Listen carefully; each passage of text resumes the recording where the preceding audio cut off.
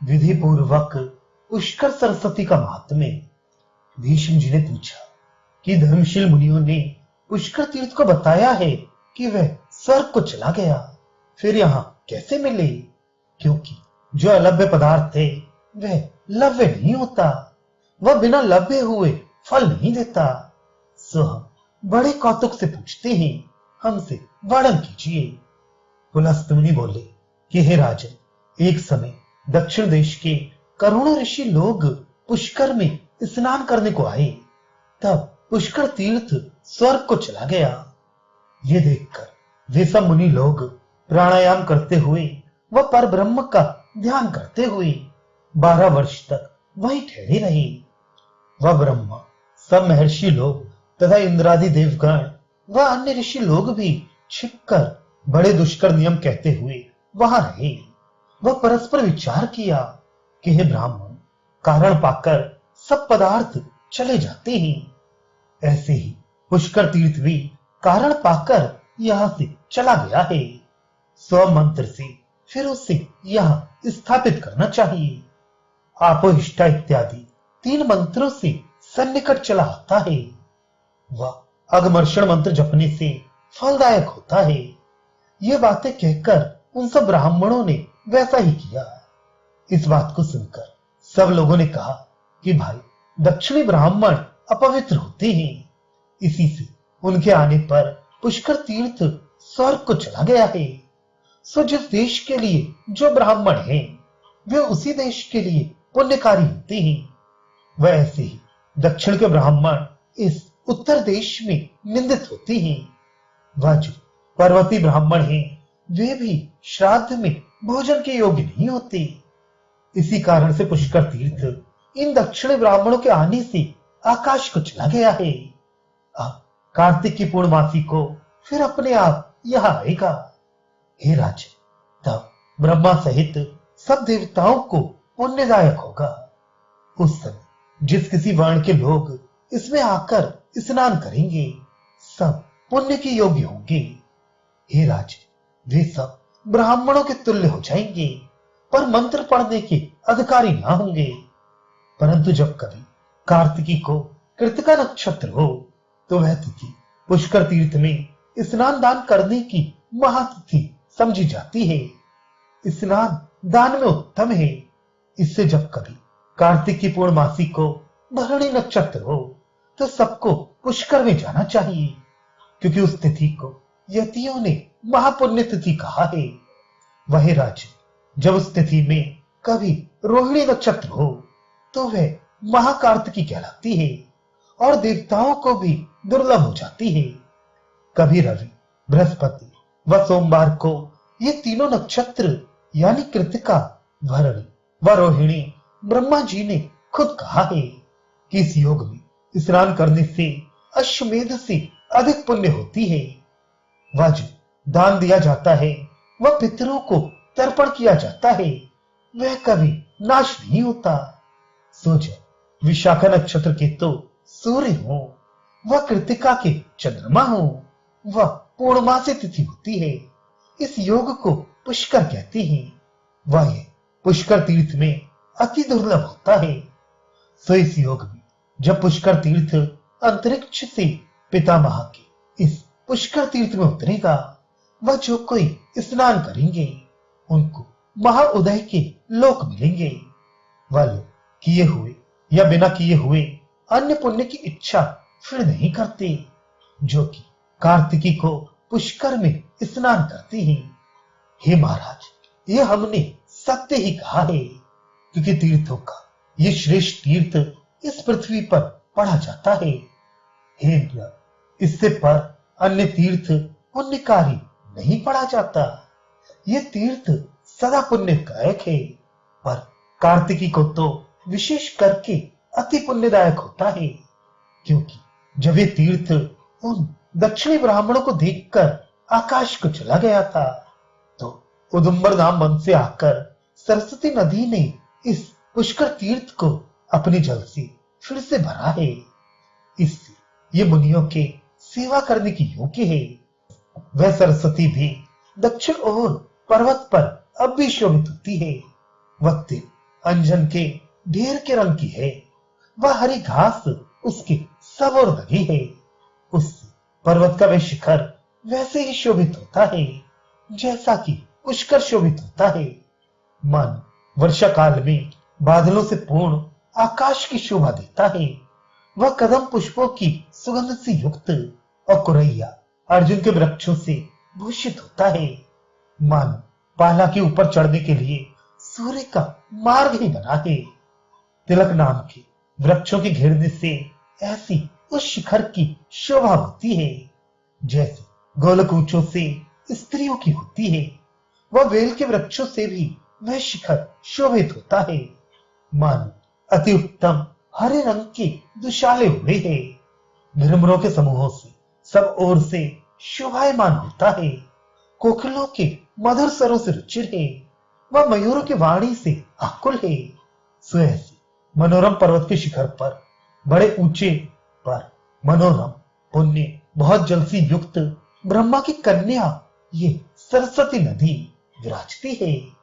ये बांसों के बीच में होकर बहती है। वह बड़ी भारी है और उत्तर मुख को बहती है। वहां से थोड़ी दूर चलकर फिर पश्चिम को चलती है। वह फिर वहां से वह देवी प्रसन्न होकर प्रकट बहती है। अंतर्दंता को छोड़कर प्राणियों के ऊपर दया करती है। वहां पर कनक के समान प्रभा है। वह नंदा प्राची सरस्वती उसका नाम है। वह पुष्कर में उसी को ब्रह्मा जी ने पंचस्रोता नाम कहा है। उस नदी के तीर पर बड़े रम्य तीर्थ व देव मंदिर हैं जिनकी सेवा मुनि सिद्ध लोग सर्वत्र किया करते हैं। उन मुनि सिद्धों के लिए सरस्वती धर्म का हेतु है। वह उसके किनारे किनारे के तीर्थों में हाटकेश्वर और अक्षय गौरी आदि तीर्थों का महोदय है। वहां पर जो मनुष्य स्नान करके दान देते हैं उसका अक्षय फल होता है। वह अन्न दान को श्रेष्ठ कहते हैं। वह तिल के दान को भी मुनीन्द्र लोग श्रेष्ठ कहते हैं। इससे जो उन तीर्थों में देते हैं उनका दान धर्म हेतु में श्रेष्ठ कहलाता है। वह जो उन तीर्थों में स्त्री व पुरुष निश्चय से यत्न करके वास करते हैं वह तीर्थ में मन को लगाते हैं वे ब्रह्मलोक में जाकर मनोवांछित फल भोगते हैं। वह उसके समीप जो प्राणी मरता है कर्म क्षय हो जाते हैं। चाहे स्थावर जंगम कोई क्यों ना हो सब हट से यज्ञ का दुर्लभ फल पाते हैं। वह नदी वहां से आगे धर्म फल को देने वाली है। जो जन्मादि दुखों से अहित चित्त हैं उन पुरुषों को चाहिए कि उस महानदी की सर्वात्मा करके प्रयत्न से अवश्य सेवा करें। वह जो कोई नर उस नदी का पवित्र जल निरंतर पीते हैं वे लोग मनुष्य नहीं हैं किंतु इस पृथ्वी पर टिके हुए देवता हैं। यज्ञ दान व तप करने से जो फल अन्यत्र ब्राह्मण लोग पाते हैं वह इस नदी के स्नान मात्र से शूद्र भी पाते हैं। जो लोग महापातकी भी हैं वे भी इस पुष्कर तीर्थ के दर्शन करने से सब पापों से छूटकर मरने पर स्वर्ग को जाते हैं। वह जो उस तीर्थ में जाकर उपवास करता है वह पुंडरीक यज्ञ का जो फल होता है थोड़े ही श्रम से शीघ्र पुष्कर में पाता है। वह माघ मास में जो सदा ब्राह्मण को तिल अपनी शक्ति के अनुसार भक्ति पूर्वक देता है वह श्री विष्णु के भवन में बसता है। वह वहां उपवास स्नान व पंचगव्य का पान जो नर करता है वह देहांत होने पर स्वर्ग में जाकर बसता है। वह उस तीर्थ के समीप जो चोर लोग भी बसते हैं वे भी उसके प्रभाव से स्वर्ग को जाते हैं इसमें संशय नहीं है। वह जो ब्राह्मण शूद्रों की वृत्ति में टिके हैं वे 3 रात्रि तक वह उपवास करके अपनी शक्ति के अनुसार कुछ ब्राह्मण श्रेष्ठों को देते हैं। वे मरने पर विमान पर चढ़े हुए ब्रह्मा व विष्णु की मूर्ति को धारण करके ब्रह्म के साथ सायुज्य मोक्ष पाते हैं। वह जिस पुष्कर तीर्थ में यज्ञ के समय नदियों में श्रेष्ठ गंगा जी बड़े आदर से सरस्वती नदी को देखने की इच्छा करके शांतता के अर्थ आकाश से आकर नदियों में श्रेष्ठ जो सरस्वती है उसको प्राप्त हुई है, वह गंगोद्भेद कहलाता है। वह वहां जाकर सुर सिद्धों से सेवित सरस्वती के विद्याधरों से पूजित विमल जल में मिली। इससे वहां का सरस्वती का जल गंगा जल से मिला हुआ है। वह तब गंगा को देखकर पूर्व दिशा को देख सरस्वती जी ने कहा, हे सखी गंगे, तुमने हमको अकेले छोड़ दिया, इससे बिना बंधु की हम कहां को जाएं? तब सरस्वती को शोक से कष्टित रोती हुई जानकर गंगा बोली कि तुमको दीन मन जानकर हम पूर्व देश से देखने को आई हैं। इतना कह सरस्वती को प्रीति पूर्वक मिलकर वह सरस्वती के नेत्रों का जल पहुंचकर गंगा वचन बोली कि हे महाभागे, रोदन ना करो। हे सखी, तुमने जो दुष्कृत कार्य किया, देवताओं का वह कार्य इसी से ना होता। इसी से हे महाभागे, तुमको देखने के लिए सब देवगण यहां आए हैं। अब मन, वचन व कर्म से इन देवताओं की पूजा करो। यह सुनकर सरस्वती जी ने सब देवताओं की पूजा विधि पूर्वक क्रम से की। वह अपनी सखी गंगा का जल सब देवताओं को चढ़ाया। उस समय दोनों नदियों का वहां संगम हुआ। ये संगम ज्येष्ठ पुष्कर व मध्यम पुष्कर के बीच में है। वह लोक में विख्यात है। वह ब्रह्मा की कन्या सरस्वती का तो पश्चिम को मुख है और गंगा जी का उत्तर को मुख है। इसके पीछे जो देवगण पुष्कर में आए थे, दुष्कर कर्म जानकर उन लोगों ने उसकी बड़ी स्तुति की कि हे सरस्वती, तुम बुद्धि हो, मति, लक्ष्मी, विद्या तुम्ही हो, तुम श्रद्धा, तुम परानिष्ठा हो, बुद्धि, मेधा, रति, क्षमा तुम्ही हो, तुम सिद्धि, सौधा, स्वाहा व पवित्र धृति हो। संध्या, रात्रि, प्रभा, मूर्ति, मेधा, श्रद्धा, सरस्वती, यज्ञ विद्या, महाविद्या व शोभन गय विद्या तुम्ही हो। आन्वीक्षी वार्ता, दंडनीति तुम्ही कही जाती हो। हे पुण्य जल वाली, हे सागर गामनी, तुम्हें नमस्कार है। हे पाप छुड़ाने वाली, हे जगत का प्रिय करने वाली, तुम्हें नमस्कार है। स्वार्थ परायण होकर जब इस प्रकार देवताओं ने स्तुति की, तब पूर्व को मुख करके सरस्वती वहीं स्थित हो गई, जो कि सब तीर्थमयी व सब देवताओं से युक्त हुई। सो ब्रह्मा के वचन के अनुसार ये सरस्वती बहुत प्राचीन है। वहां पर एक शुद्ध वट नाम ब्रह्मा जी का बड़ा उत्तम पवित्र तीर्थ है। उसके दर्शन मात्र से भी जो बड़े भी पापी नर हो, ब्रह्मा जी के समीप जाकर नाना प्रकार के भोगियों के भोगों को भोगते हैं। वह जो कोई मनुष्य वहां मरने के लिए निर्जन व्रत करते हैं, वे मरने के पीछे निर्भय होकर ब्रह्म विमान पर चढ़कर स्वर्ग को जाते हैं। वह वहां भी जो लोग वेदवादी ब्राह्मणों को थोड़ा भी दक्षिणा देते हैं, उस दिए हुए दान के प्रभाव से सैकड़ों और जन्म के दिए हुए फल को वे भवितात्मा प्राप्त होती हैं। सो ब्राह्मणों को शक्कर के बनाए हुए यानी पेड़े, बर्फी इत्यादि दान देते हैं।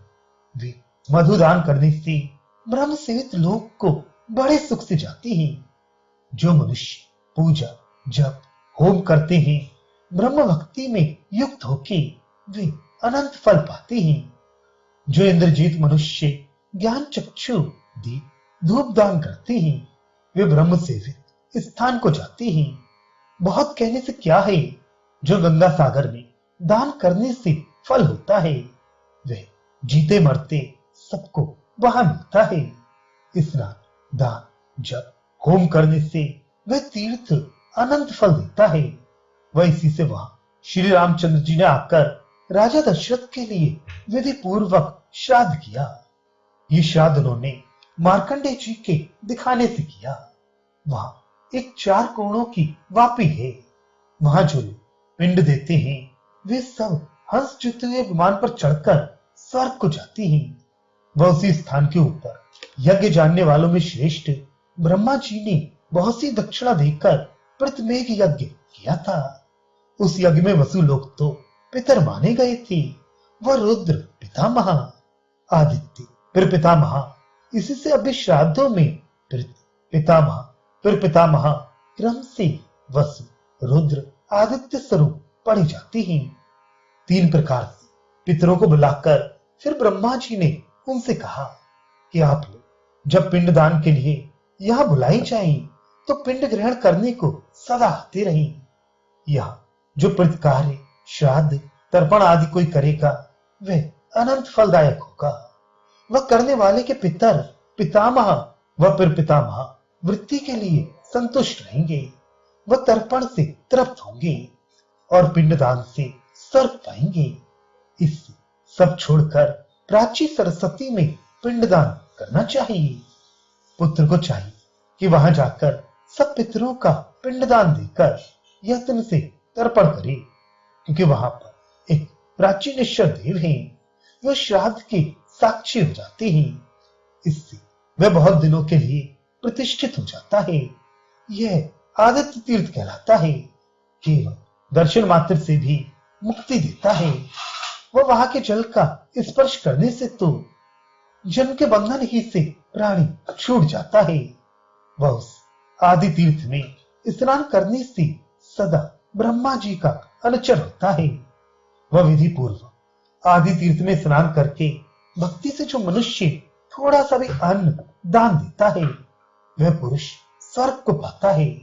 वह जो कोई वहां ब्रह्मा जी के भक्त ब्राह्मणों को स्नान करके धन देते हैं सो वह धन खिचड़ी और स्वर्ण मिला कर देते हैं। वे बुद्धिमान लोग स्वर्गलोक में मोदित होते हैं। जहां प्राची सरस्वती है वहां फिर मनुष्य अन्य कौन पदार्थ ढूंढे। केवल स्नान मात्र ही से तप यज्ञ आदिकों के समान फल मिल जाता है।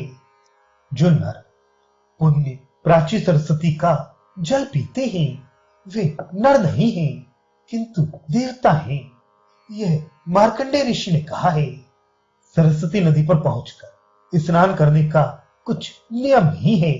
चाहे भोजन किए हो या ना किए हो, चाहे रात्रि हो या दिन हो, तुरंत स्नान करना चाहिए। वह सब तीर्थों से प्राचीन सरस्वती श्रेष्ठ तीर्थ है, क्योंकि प्राणियों के पापों का नाश करता है, वह पुण्य बढ़ाता है।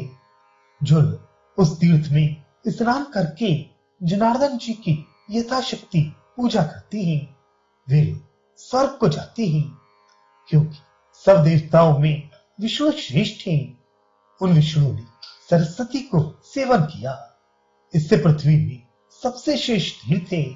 ये ब्रह्मा के पुत्र ने कहा। उस प्राचीन तीर्थ के आगे फिर महोदय नाम तीर्थ उसी प्राचीन सरस्वती के तीर है। वहां गंगा जी की प्रत्याशा करती हुई सरस्वती नदी स्थित है। उस तीर्थ को ब्रह्मा जी ने सब तीर्थों से श्रेष्ठ कहा है, क्योंकि यहाँ मंदाकिनी के साथ पुण्य तीर्थ का सरस्वती से संगम है। वहां स्थित सरस्वती देवी की स्तुति देवताओं ने की है। वह गंगा जी को वहां अकेली आई हुई देखकर सरस्वती दीनमन होकर वहां स्थित हो गई हैं। तब ब्रह्मा जी ने सरस्वती की रूरू रूपणी सखी को विमल नेत्र जिसके उत्पन्न कर दिया है। वह श्री हरि बहुत शीघ्र हरिणी नाम सखी को उत्पन्न किया है, जिसकी कमल ऐसे लोचन थे। वह देवराज वज्रपाणी इंद्र जी ने वज्री नाम सखी को बनाया। वह सुकरंग रुचि नाम सखी को नीलकंठ वृषध्वज महादेव जी ने बनाया। जब सरस्वती जी की सखी को महादेव जी ने भी उत्पन्न किया तो फिर सब सखियों द्वारा देखती हुई सुरंदनी सरस्वती पृष्ठ होकर वहां से फिर महानदी आगे के देशों में चलने को आरंभ करके वह अपनी सखियों के साथ वह प्राचीन सरस्वती चलने पर उद्यत हुई। वह सब तीर्थों से सरस्वती तीर्थ श्रेष्ठतम है। प्राचीन सरस्वती का जल भूतल में जो मृगण पीते हैं वे भी स्वर्ग को जाते हैं। जैसे यज्ञ करके श्रेष्ठ ब्राह्मण स्वर्ग को जाते हैं, प्राची सरस्वती को चिंतामणि के समान जानना चाहिए। वह वैसे ही ये महानदी काम फलों को पूर्ण करती है, जैसे कि चिंतामणि पूर्ण करता है। वहां पर दक्षिण दिशा को देखकर सरस्वती फिर पश्चिम को मुख करके चली है। वह सरस्वती ने वही गंगा जी से कहा है कि अब तुम यहां से पूर्व दिशा को जाओ। हे देवी, हमारा विस्मरण अब न करना, सुखपूर्वक चली जाओ।